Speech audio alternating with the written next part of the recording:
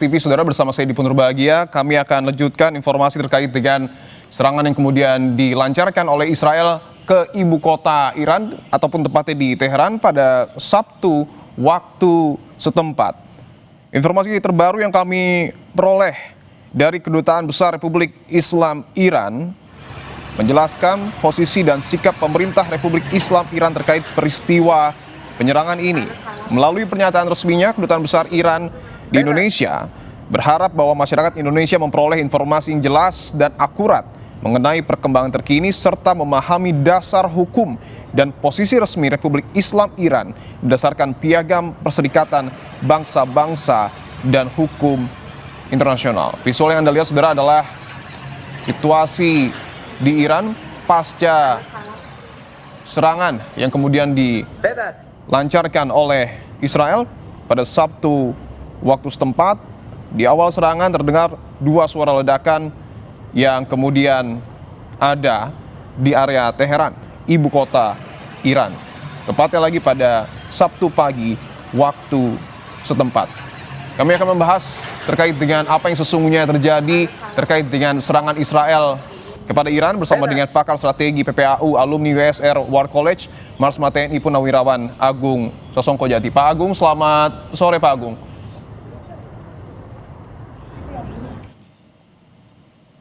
Pak Agung, mungkin bisa di-unmute Pak suaranya Pak. Pak Agung, bisa mendengar suara saya Pak? Suara jelas. Ya. Baik, siap. Pak Agung, pertama sebelum nanti kita akan menggali apa yang sesungguhnya terjadi, saya ingin mengawali dengan apa yang Anda maknai terkait dengan serangan dari Israel kepada Iran.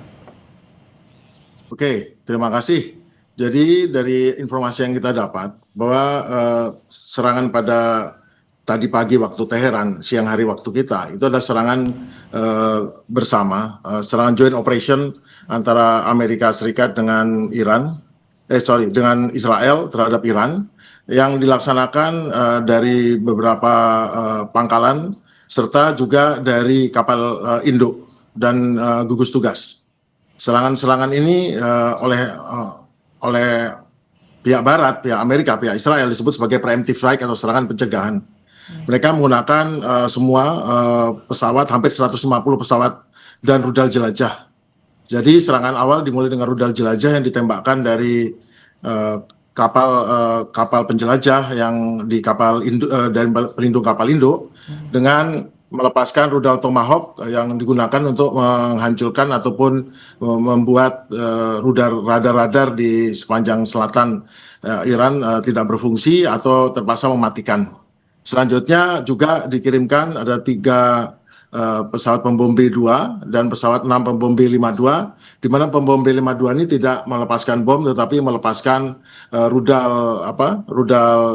jarak jauh yang ditembakkan sebanyak masing-masing memiliki 6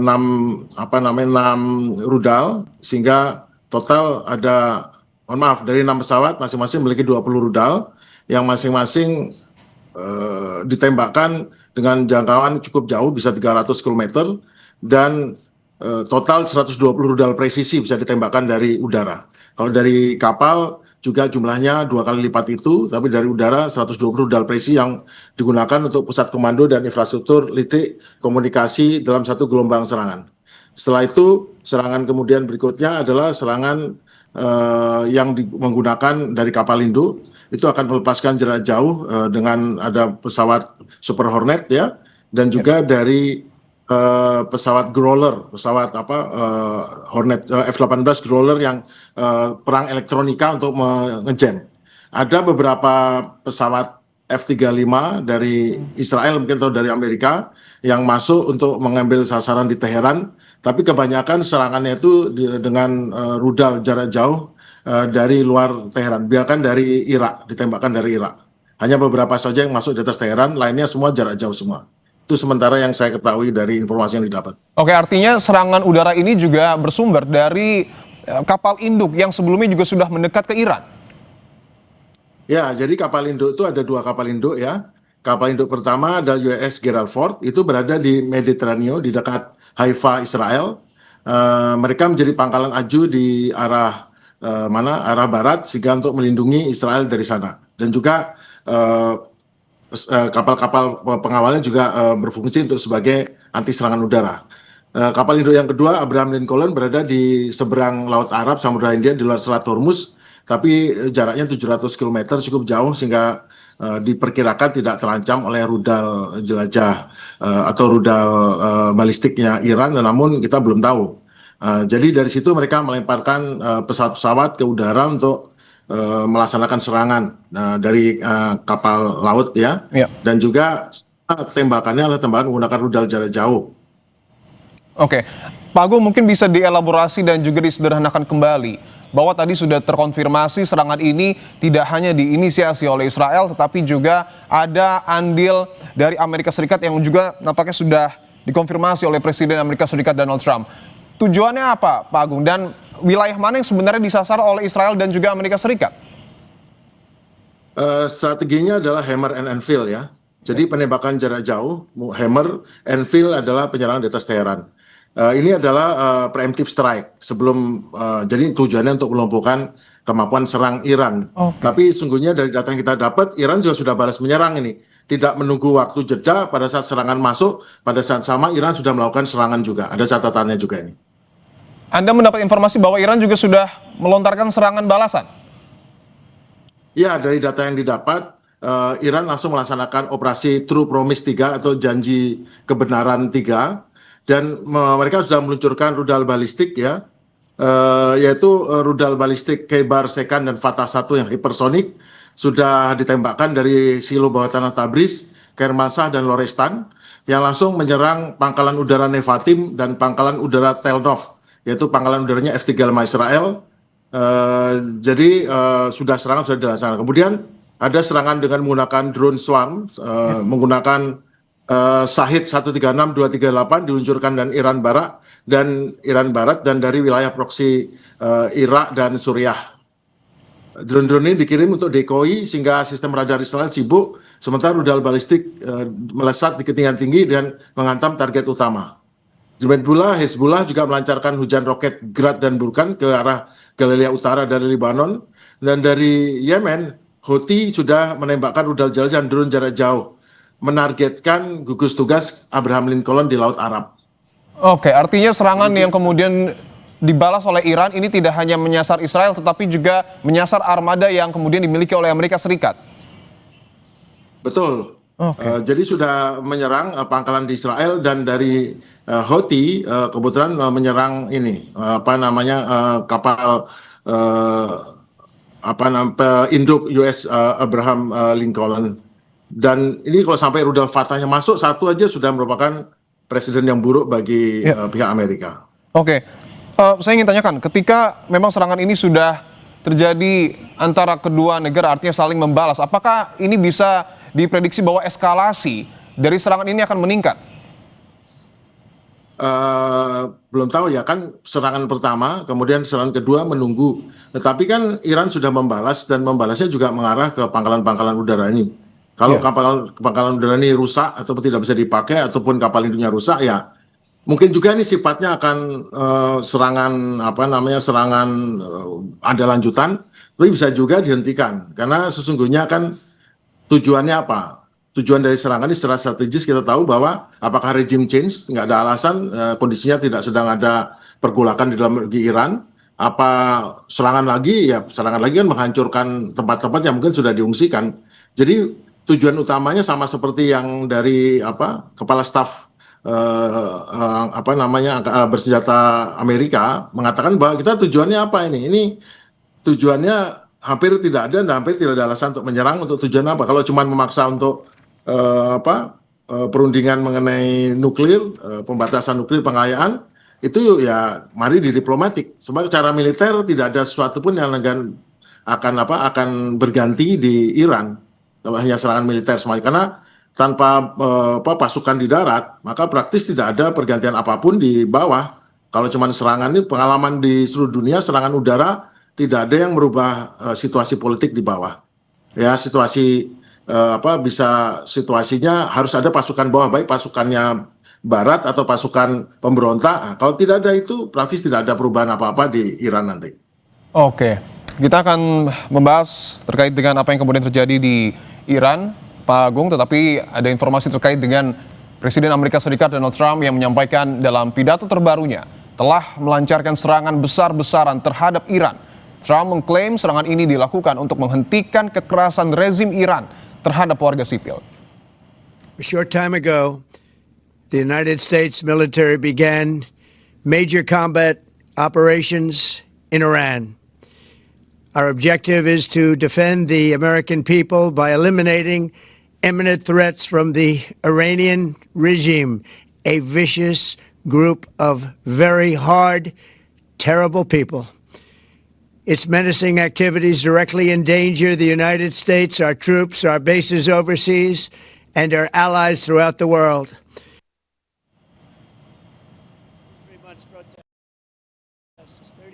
Baik, itu sudah sama-sama mendengar pernyataan dari Presiden Amerika Serikat Donald Trump, dan sebelumnya pada Jumat lalu saat menghadiri acara di Texas, Presiden Amerika Serikat Donald Trump mengatakan ia sedang menghadapi keputusan yang sangat besar terkait Iran. Trump menuding Iran telah menghancurkan berbagai hal.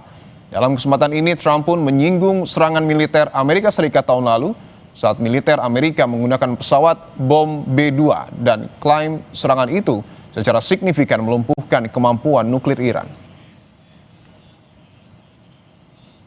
Not easy. We have a very big decision to make. We have a country that's been, for 47 years, blowing people's legs off, arms off, the face. They've been knocking out ships, killing people, lots of people, not only Americans, lots of people. We hit them real hard, as you know, with those beautiful B-2 bombers recently, knocked out their nuclear capability. But I'd rather do it the peaceful way, but they're very difficult people, I want to tell you that. They're very dangerous people, very difficult people. Pak Agung, kita lanjutkan dialog terkait dengan serangan yang kemudian terjadi di Timur Tengah, bahwa pernyataan yang disampaikan oleh Presiden Amerika Serikat Donald Trump mengatakan bahwa salah satu tujuan serangan adalah untuk menghentikan kekerasan rezim Iran terhadap warga sipil. Mungkin bisa digarisbawahi kembali, apakah ini akan efektif untuk kemudian mencapai tujuan tersebut? Berarti ini alasan dia untuk menyerangnya terbatas karena mungkin kan untuk hukuman. Jadi ini ada serangan hukuman, artinya tidak regime change, tidak apa, serangan hukuman. Dan saya ada informasi mengenai apa hasil serangan Iran di mana di Israel dan di pangkalan Amerika nih. Bisa saya sampaikan? Ya, silakan, boleh Pak Agung. Ya, dari kompleks militer Parchin dan Kojir di Iran itu mengalami 4 struktur bangunan pencampuran bahan-bahan roket hancur total, sehingga produksi rudal balistik bisa terganggu ya. Nah, jadi di 4 struktur bangunan di kompleks militer Parchin dan Kojir. Kemudian ada 3 baterai radar S-300 hancur dan tidak operasional. Kemudian untuk fasilitas pengayaan uranium Fordo itu kelihatan tidak ada kelihatan di permukaan karena bom yang digunakan bom ditembakkan oleh pembom B-2, 3 buah pembom B-2 masuk ke dalam, tapi ledakannya di bawah. Tapi hasil seismik itu kayaknya GBU-72 yang fungsinya memang untuk penembus bunker. Kemudian untuk serangan balasan Iran,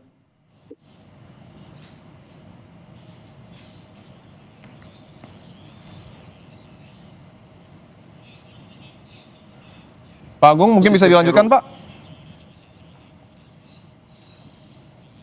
ya, suara Pak Agung, saya mungkin bisa dijelaskan kembali terkait dengan dampak dari serangan balasan Iran terhadap Israel.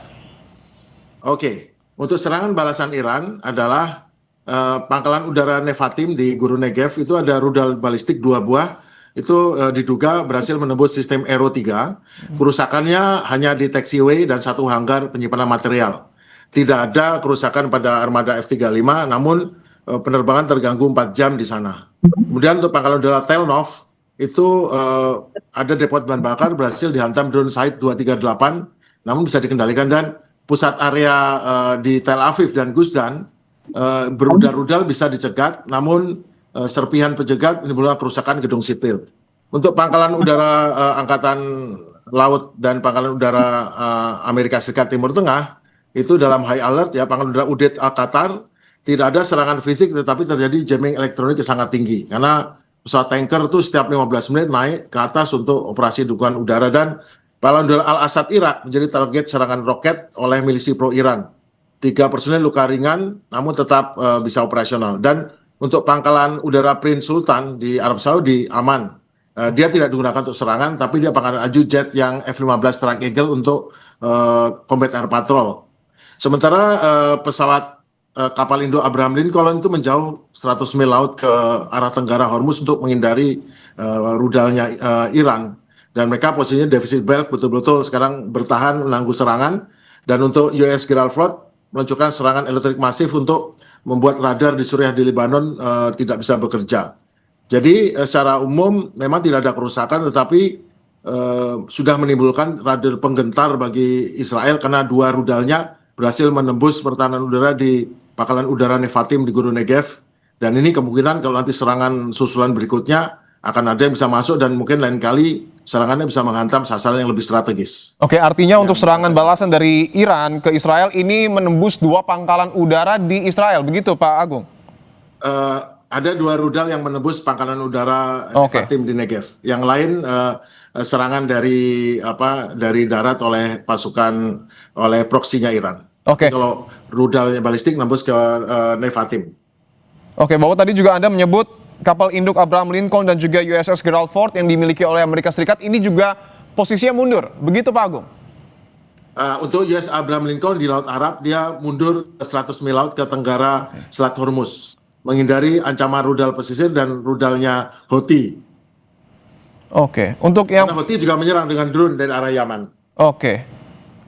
Untuk USS Gerald Ford, Pak Agung? Gerald Ford dia letaknya di Mediterania, dia di sebelah sana di Israel, di laut sebelah di seberangnya Gaza sana. Jadi dia mensupport. Tapi yang menyerang dari USS Gerald Ford itu jauh sekali, dia terbang 1.500 km, sehingga terpaksa kalau pesawat-pesawat pendukung berupa pesawat perang elektronik Growler dari sana itu 2 kali mengisi bahan bakar, sekali berangkat dan sekali pulang. Itu jauh sekali itu. Oke. Yang menarik dibahas juga bahwa sebelumnya Presiden Amerika Serikat Donald Trump menyebut serangan-serangan yang kemudian dilancarkan ini tujuan lainnya adalah untuk melumpuhkan kemampuan nuklir Iran. Apakah ini kemudian efektif untuk mencapai tujuan yang kemudian disampaikan oleh Presiden Amerika Serikat Donald Trump? Menurut saya tidak ya, karena di Fordo, yaitu itu silo-silonya sedang diperbaiki. Ya. Kemudian silo-silo maksudnya tempat pengayaan diperbaiki. Dan juga itu kan dalamnya Fordo itu kan hampir di atas 200 meter, sedangkan daya tembus daripada GBU 72 itu terbatas, tidak masuk. Terus yang lain, dan hanya menggunakan 3 pesawat B2 dari Diego Garcia, sehingga praktis itu mungkin, ya ini namanya serangan untuk hukuman saja, serangan untuk, dari statement Presiden Donald Trump, ini adalah untuk menghukum gara-gara demonstrasi yang ditindas. Nah itu artinya ini kecil, ringan, bukan untuk soal kaitan sama perundingan nuklir. Ada 2 sesi yang dianggap berbeda gitu. Oke, bahwa tadi mayoritas yang menjadi target serangan juga nampaknya pangkalan udara, termasuk juga armada-armada militer ya, Pak Agung, dari kedua negara. Tetapi kalau berbicara soal strategi, apakah memungkinkan bahwa serangan-serangan ini melebar ke pemukiman warga? Tentu ini tidak kita harapkan, tetapi apakah ada kemungkinan tersebut? Amerika mengatakan bahwa mereka menyerang rezim. Dia tidak akan menyerang warga ataupun karena tentu kalau sampai warga ini kan akan menimbulkan, ini menyerang mana. Jadi semuanya, apalagi dia menggunakan bukan bom, tetapi hanya bom yang dijatuhkan di Fordow sama yang di kota Teheran, itu pun serangannya adalah serangan menggunakan F-35 atau F-35, yang mana F-35 juga bomnya paling 2 atau 3, kalau jarak jauh paling 2 bom, 1 pesawat, dan itu pasti sasarannya sasaran yang terpilih, tidak ke sembarangan, bukan. Dan pembom B-52 juga meluncurkan rudal jelajah, Air Launched Cruise Missile. Kemudian B-2 pembom, tapi bomnya bom ke Fordo, ke tempat pengayaan nuklir, pengayaan uranium Iran. Jadi praktis kelihatan tidak ada korban menyasar ke masyarakat sipil, dan tujuannya memang kan untuk membela ini, karena Presiden Trump kan sudah berjanji akan membela, akan mendukung para demonstran yang juga kelihatannya disupport oleh intelijen Amerika, Inggris, dan Israel ya. Jadi harus membuktikan kata-kata, dan artinya berarti kalau tidak terkait dengan nuklir, berarti ini adalah mungkin perundingan nuklir jalan terus. Tapi kan memang Israel kan sudah gemes banget untuk menyerang juga. Gemesnya itu bukan karena ingin menghancurkan sekali, tetapi kan situasi politik. Karena kadang-kadang penyerangan ini tujuannya adalah tujuan politik, tujuan untuk memuaskan atau setelah berbuat suatu. Sebab kalau Baik. tidak, situasi tegang ini akan menimbulkan ketegangan sendiri di domestiknya, gitu loh. Baik, tentu kita akan tunggu bagaimana kemudian eskalasi serangan yang terjadi di Timur Tengah, karena informasi dari Pak Agung sudah ada serangan balasan juga yang kemudian dilancarkan oleh Iran. Terima kasih pakar strategi PPAU alumni WSR War College Marsma TNI Purnawirawan Agung Sasongko jadi telah bergabung di Breaking News Kompas TV. Terima kasih. Selamat